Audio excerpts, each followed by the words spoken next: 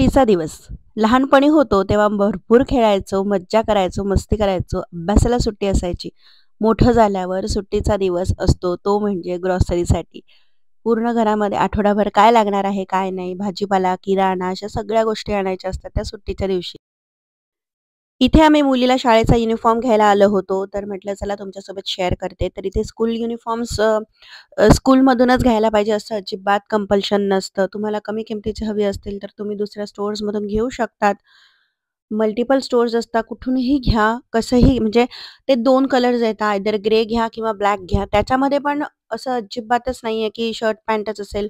नाही तुम्हाला ट्राउझर घ्यायची ट्राउझर घ्या, स्कर्ट घ्यायचा स्कर्ट घ्या किंवा लाँग फ्रॉक स्टाईल असतं त्या टाईपमध्ये घ्यायचं तर ते घ्या. म्हणजे आपल्यावर सोडतात स्कूलमध्ये की तुम्हाला हवं ते घ्या तुम्ही.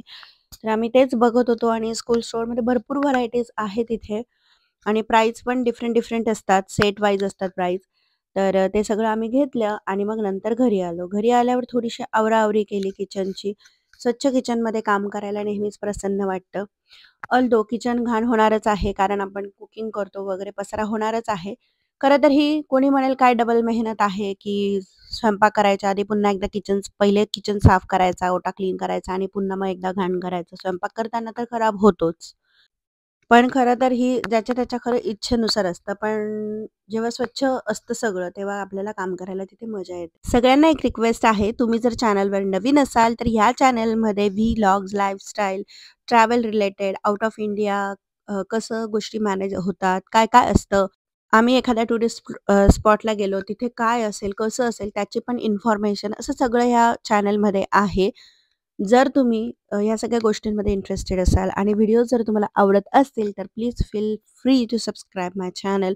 It's absolutely free and your one subscription, your one like and comment, this is motivation for content creators to create more such a good videos for you guys. So please do subscribe. तर मैत्रिणींनो, इथे माझा kitchen ओटा आता clean होतच आलेला आहे आणि आता त्यानंतर बराच वेळ आम्ही थोड्याशा गप्पा मारल्या, सगळं अ, घरामधल्या बाकीच्या गोष्टी बघितल्या आणि त्यानंतर वेळ आली पुन्हा एकदा अ, आवराआवरी करायची. तर थोडेफार जी भांडी आहेत ते मी करून घेते आणि मग कामांना परत सुरुवात करते. किचनची कामं, घरातली कामं, it's all never ending process करावीच लागतात. मग तीच कामं जर आपण चांगल्या माइंडसेटने केली, तर आपल्याला स्ट्रेस नाही येणार. करायचे, ही कामं पडली, ते कामं पडली, मीच का करू, तीच का करू? जर असं याच्याने जर कामं केली, तर आपल्याला ह्या गोष्टींचा फार स्ट्रेस होतो आणि आपण सुद्धा त्या कामांमध्ये माइंडफुल राहत नाही. सो जे काम करतोय ते हॅपीली करायचं, त्याच मोमेंटमध्ये आपण राहून करायचं. म्हणजे मग खूप दिवसांनी आज व्हिडिओ मी एडिट केला आणि अपलोड करत आहे. थोडीशी व्हिडिओ बनवण्याच्या बाबतीत मी डिमोटिवेट झाली होती, की म्हटलं नको जाऊ दे आता सगळंच बंद करूयात. पण म्हटलं नाही, आपल्याला आवडतं हे काम तर आपण करायलाच पाहिजे. आपण जर लोकांचा विचार केला, की लोकं काय म्हणतील? लोकं तर नावं ठेवणारच आहे आणि जेव्हा तुम्ही एखाद्या प्रोसेसमध्ये असतात, जोपर्यंत तुम्हाला यश मिळत नाही, तेव्हा त्या ज्या आपण आपण आपला पाथ म्हणजे आपण ज्या आपल्या मार्गावर चालत असतो ना, तेव्हा अशी बरीचशी लोकं मिळतात. ते आपल्या कामाला नावं ठेवतात. "तू हे काय करते? याच्याने काय मिळणार आहे?" किंवा "हे काही पण करतीये, काही पण दाखवते." असे लोकं तुम्हाला भरपूर तुमच्या ह्याच्यात भेटतील. पण त्या सगळ्यांच्या बोलण्याने डिमोटिव्हेट न होता, स्वतःला खचून न देता, ऑफकोर्स वाईट आपल्याला वाटतं, कारण ते तेवढ्यापुरतं पण वाईट वाटणं ठेवायला पाहिजे. शेवटी आपण काहीतरी डिसाईड केलेलं आहे, ते स्वतःसाठी आहे, स्वतःच्या आनंदासाठी आहे आणि त्याच्यातून कोणी ना कोणीतरी मोटिव्हेट होणार आहे, कोणाला हेल्प होणार आहे. म्हणून मग कोणतंही काम असेल, ॲज अ व्हिडिओ क्रिएशनचं समजा काम आहे, तुम्ही कोणतंही तुम्हाला स्वतःचा बिझनेस करायचा असेल किंवा अगदी काही तुम्ही ठरवलेलं असेल का मला हे करायचंय. जोपर्यंत तुम्ही त्यामध्ये सक्सेस मिळवत नाही ना, तोपर्यंत तुम्हाला लोकं बोलणारच, की "काय करते तू? याला काय अर्थ आहे का? हे काय एवढं शिकून तू हे करतीये? हे करते? याच्यातून काय मिळणार आहे तुला? असे हजारो लोकं आहेत जे हे करतायत. तुलाच काय मिळणार आहे यश?" असे म्हणणारे भरपूर असतात. तेव्हा अशांचं मनाला किती लावून घ्यायचं आणि तुमचं काम तिथेच स्टॉप करून द्यायचं अशा लोकांच्या बोलण्यामुळे, की काम करत राहायचं आणि आपली अचीव्हमेंट आपल्यासाठी आनंददायक ठरणार आहे, तर त्या अचीव्हमेंटचा आनंद घ्यायचा हे तुमच्यावर आहे. लोकं असंही बोलणार आहेत, बोलणारे, सगळेच नाही, पण बोलणारे असंही बोलणार आहेत, तसंही बोलणार आहेत. लोकं नावं ठेवतायत म्हणून जर आपण आपलं काम स्टॉप केलं, तर मग त्याला काही अर्थ राहत नाही. ही तुमची लाईफ आहे, तुम्हाला जगायची आहे. त्यामुळे तुमच्या रूल्सनुसार जगा. बोलणारे, बोलणारे त्यांच्याकडे दुर्लक्ष करायचं आणि आपण आपलं काम करत राहायचं. हे मी इन जनरल सांगितलेलं आहे कारण बऱ्याच वेळा मला सुद्धा ऐकायला भेटतं, की "काय बनवते तू व्हिडिओ?" असं तसं. But it's okay. I take it as a positive and yes I continue with my work. So आज इथे भरलेल्या मिरच्या बनवलेल्या होत्या आणि आता बनवायला घेतलेला आहे मी चिकन. जर व्हेजिटेरियन असाल तर प्लीज स्किप करा हा पार्ट कारण पुढे मी चिकनची रेसिपी दाखवणार आहे. आणि जर तुम्ही तुमच्या फॅमिलीला बनवून खाऊ घालत असाल तर येस नक्की बघा. तर बोनलेस चिकनचे पीसेस आणले होते आणि मला बनवायचं होतं chicken dry starter kind of. जर तुमच्याकडे पार्टी वगैरे असेल, फ्रेंड्स येणार असतील तर एक स्टार्टरची रेसिपी आणि त्यासोबत ग्रीन चटणी असेल तर एकदम मस्त.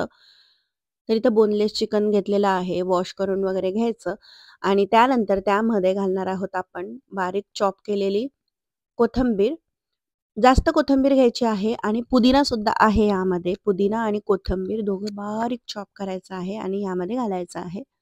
हे जे चिकन बनतं ना, ते तुम्ही रॅपमध्ये सुद्धा घालू शकतात. रेसिपी माझ्या चॅनलवर आहे, लिंक डिस्क्रिप्शन बॉक्समध्ये देईल.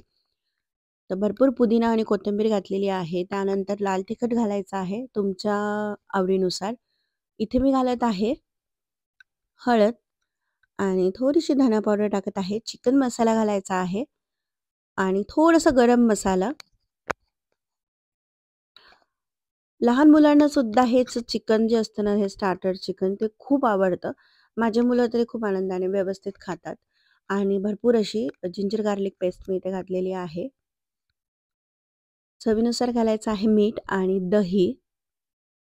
दही घालायचं. दही घातल्यामुळे ते ड्राय होत नाही. पहिल्यांदा हे सगळं मिक्स करून घेते मी आणि त्यानंतर दही घालणार आहे.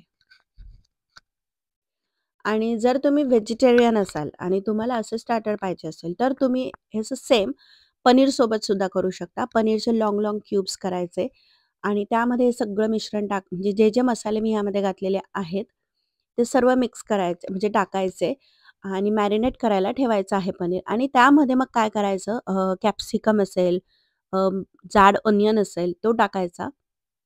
म्हणजे मग ते सगळं जेव्हा एकत्र पनीरसोबत फ्राय होतं, तर त्याची चव एकदम मस्त लागते. काइंड ऑफ बार्बेक्यू जसं आपण करतो त्याच टाईप.